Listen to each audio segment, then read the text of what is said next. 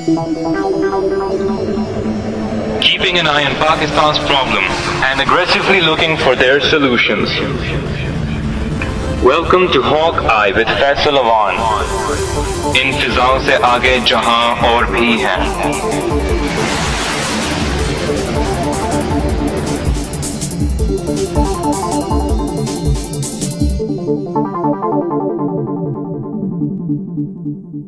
سامعین کرام السلام علیکم، میں ہوں آپ کا ہوسٹ فیصل اوان اور آپ کو ہاک آئی کے پروگرام میں خوش آمدید کہتا ہوں. اگر ہم اپنے اسلاف کی تاریخ پر نظر ڈالیں تو ہمیں عدل و انصاف کی ایسی مثالیں ملتی ہیں کہ مسلمان تو کجا غیر مسلم بھی ہماری دیانتداری، عدل اور انصاف کے گرویدہ نظر آتے ہیں.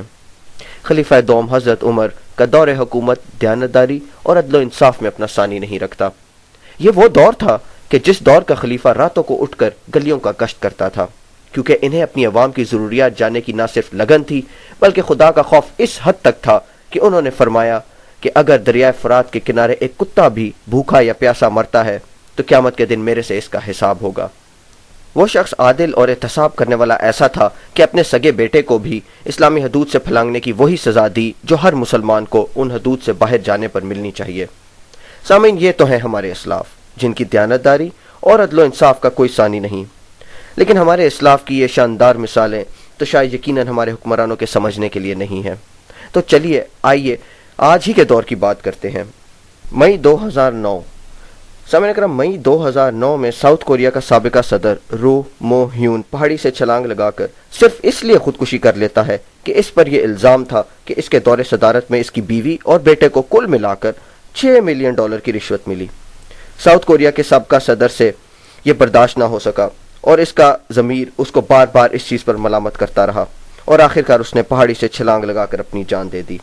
سابقہ صدر نے ایک نوٹ اپنی فیملی کے لیے چھوڑا جس میں اس نے لکھا تھا کہ اس کے لیے اس الزام کے ساتھ زندہ رہنا بہت مشکل ہو گیا تھا. جی ہاں سامعین، صرف $6 ملین کا الزام تھا اور وہ بھی اس کی بیوی اور بیٹے پہ. مگر اسے یہ گوارا نہ تھا کہ اس پر یا اس کی فیملی پر یہ الزام بھی کیوں لگا ہے. سامعین کرام، یہ ہوتی ہیں ان قوموں کی نشانیاں جو ترقی کرنا چاہتی ہیں، جو آگے بڑھنا چاہتی ہیں، جو خود اپنا احتساب کرنا چاہتی ہیں.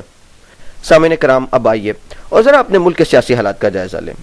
آج ہمارے ملک میں ایک ایسی سیاسی تاریخ رقم کرنے کی کوشش کی جا رہی ہے جس میں ہماری جمہوریت پسند پارلیمنٹ ان مقدمات کو جس میں اس ملک کے عوام کی خون پسینے کی کمائی سے لٹی ہوئی دولت کا پیسہ ہے کو صرف یہ کہہ کر کہ یہ یا تو مقدمات صرف ایک شخص کے خلاف ہیں یا یہ مقدمات صرف سیاسی ہیں کا صیغہ استعمال کر کے ایک ایسا قانون منظور کرنے کی کوشش کر رہی ہے جس کے تحت اپنے بختر بند نما عالیشان محلوں میں بیٹھے قوم کے مستقبل کا فیصلہ کرنے والوں کی تمام کالی کرتوتوں کو قانونی تحفظ مل جائے گا. سامعین کرام، دلچسپ بات تو یہ ہے کہ یہ NRO کا قانون نیشنل اسمبلی میں اس وقت کی اسمبلی میں موجود سادہ اکثریت سے بھی منظور ہو سکتا ہے. سامعین کرام، کیا یہ ملک ان لوگوں کے لیے بنا ہے جو اپنی مرضی سے جہاں چاہتے ہیں وہاں پولو گراؤنڈ بنوا لیتے ہیں اور $30,000 دے کر بیرون ملک شیر کا شکار کرنے نکل جاتے ہیں اور ادھر عوام بھوکی ننگی پیاسی آٹے کی لائنوں میں مرنے لگی ہوئی ہے؟ یا پھر اس قوم کے لیے بنا ہے جس نے اپنی مائیں، بہنیں، بیٹے اور بھائی لٹا دیے اس ملک کی آزادی کے لیے؟ کیا یہ ملک اس لیے بنا ہے کہ ایک غریب بیوہ اگر SBFC کی قرضے کی ماہانہ قسط نہیں دے سکتی تو اسے اٹھا کر اس کے گھر سے باہر پھینک دیا جائے، جبکہ اس ملک کے بااثر سیاستدان اپنے لاکھوں کروڑوں کے قرضے بیک جنبش قلم معاف کروا لے؟ کیا اقبال اور قائد نے ایسا خواب دیکھا تھا کہ جہاں غریب تو ڈبل سواری کی پابندی کی خلاف ورزی کرنے پر گالیاں کھائے اور ہمارے حکمران NRO کی بختر بند گاڑی میں سوار ہو کر پاکستان میں جوائے رائڈ لیں؟ افتخار عارف کے الفاظ میں میرے آباؤ اجداد نے حرمت آدمی کے لیے، میرے آباؤ اجداد نے حرمت آدمی کے لیے تا ابد روشنی کے لیے کلمہ حق کہا، مقتلوں، قید خانوں، صلیبوں میں بہتا لہو ان کے ہونے کا اعلان کرتا رہا. وہ لہو حرمت آدمی کی ضمانت بنا، تا ابد روشنی کی علامت بنا، اور میں پا برہنہ سر کوچائے احتیاج رزق کی مصلحت کا اسیر آدمی سوچتا رہ گیا، جسم میں میرے ان کا لہو ہے تو پھر یہ لہو بولتا کیوں نہیں؟ سامعین کرام، مضحکہ خیز بات یہ ہے کہ اگر یہ قانون پارلیمنٹ سے منظور ہو بھی جاتا ہے تو وہ قانون جو کہ ان کو یہ وزارتیں اور عہدے دینے کا سبب بنا وہ سپریم کورٹ بلکہ بعض ماہر قانون کے مطابق ہائی کورٹ کے ایک فیصلے کی مار ہوگا اور یہ NRO کی تلوار جو کہ ہمارے موجودہ حکمران اپنے ہی میانوں میں ڈال کر اس ملک میں داخل ہوئے تھے، انہی کی گردنیں کٹنے کا سبب بھی بنے گی۔ شاید طاقت کا نشہ حاصل کرنے کی اس اندھی کوشش میں 2007 میں یہ لوگ بھول گئے تھے کہ یہ سوئی ہوئی قوم اور اس وقت کی بکی ہوئی عدلیہ اپنا قبلہ درست بھی کر سکتے ہیں۔ سامعین کرام، کیا یہ ممکن ہے کہ ہمارے حکمران اور پارلیمنٹ عوام اور عدالت کا آتش وشاں پھٹنے سے پہلے ایک مدبر فیصلہ کریں اور ایک دفعہ، صرف ایک دفعہ حق کا ساتھ دے،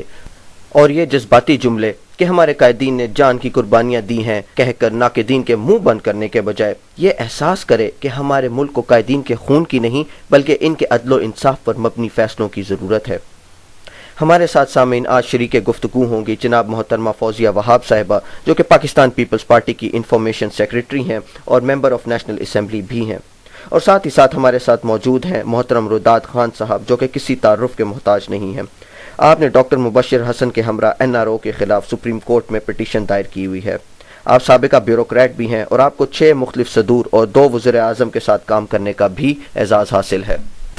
سب سے پہلے تو میں آپ دونوں موجود مہمانوں کا تہہ دل سے شکر گزار ہوں کہ آپ ہمارے پروگرام میں آئے ہیں، اور آج ہمارے پروگرام میں بیسکلی جو ہے NRO سے ریلیٹڈ ہم حقائق کو آپ کے توسط سے جاننے کی کوشش کریں گے۔ فوزی وہاب صاحب، سب سے پہلے تو آپ ہمارے سامعین کو یہ بتائیے گا کہ یہ NRO 2007 ہے کیا؟ دیکھیے، یہ NRO ایک قانون ہے جس میں ایک تو پہلے میں آپ کو بتا دوں، ہمارے پاس پہلے سے قانون موجود ہے CRPC سیکشن 494 کے تحت پروسیکیوٹر کو اجازت ہوتی ہے، اس کے پاس یہ ڈسکریشن ہے کہ اگر کوئی کیس مکمل نہیں ہو رہا، اس میں شواہد موجود نہیں ہیں اور یہ پبلک انٹرسٹ میں نہیں ہے، تو وہ اس کو وڈرا کر سکتا ہے with the consent of the court. اچھا، اب یہ جو قانون ہے جس کا نفاذ 5 اکتوبر 2007 کو ہوا تھا، اس کے 3 مقاصد تھے۔ ایک تو اس کا مقصد یہ تھا کہ ملک میں مفاہمت کی فضا کو قائم کرنا، دوسرا اس کا مقصد تھا کہ ملک میں انتقام کی سیاست کو ختم کرنا، اور تیسرا اس کا مقصد تھا کہ ملک میں آنے والے انتخابات کو شفافیت، ٹرانسپیرنسی کیسے دی جا سکتی ہے۔ ان 3 چیزوں کے بارے میں یہ کیا کہتے ہیں قانون ڈیل کر رہا تھا۔